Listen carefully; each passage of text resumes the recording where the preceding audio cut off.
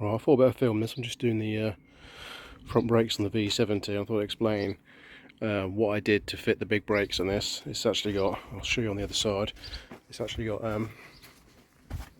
XC90 brakes, Volvo XC90 brakes. The standard size brakes on these are like 285mm, something like that. They're quite small for the size of the car and the weight of the car. I don't think they do a good enough job.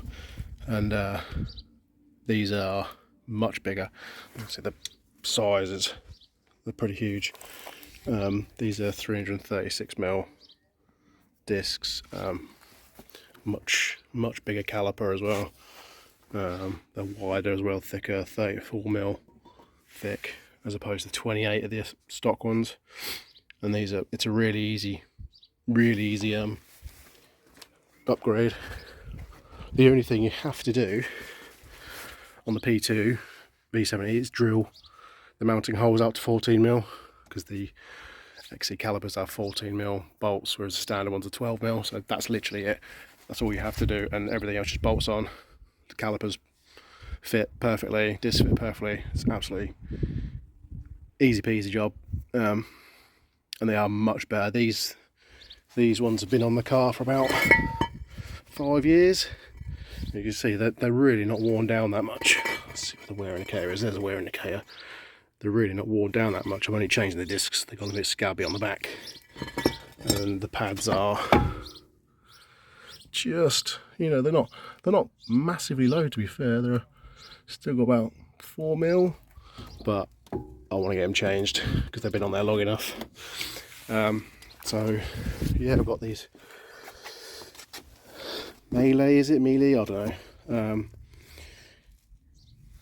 These are a really good brand. They're a proper like OE quality brand, and these are an absolute bargain. I've got the fronts and the rears as well. It's got all the rear discs, rear shoes with a fitting kit, and pads are up here for the rears pads. All of that for £200. It's an absolute bargain. I mean, I've already did the rears a little while ago, so they are waiting. To be fair, they probably do change them at some point, but I mean, they're not looking too bad. These are XC90 as well.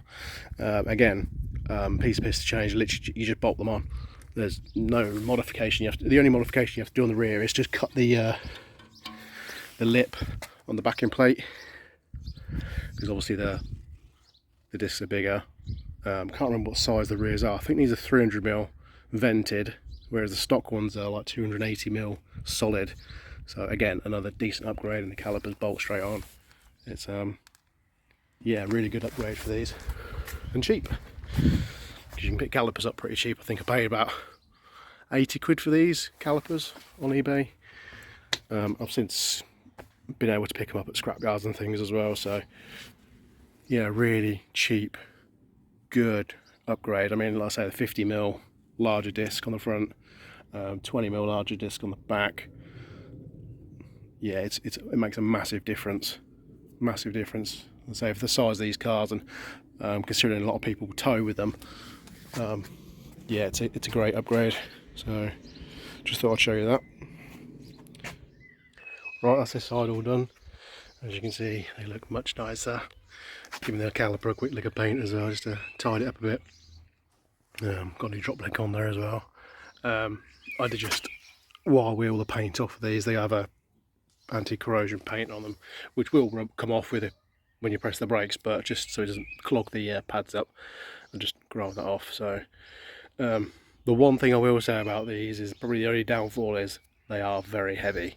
These discs weigh an absolute ton, so if that sort of thing bothers you, then go a different route, but it doesn't bother me in the slightest. The braking improvements far outweigh the extra weight, so just thought I'd say that. Right, before I finish this video off, I thought about just show that they do fit under the standard 17s that come on these. I usually run 18s on it anyway, but yeah, these are the standard, these are the original wheels, and they do fit absolutely fine over the big brakes. So yeah, that's it for now. We'll see you next time.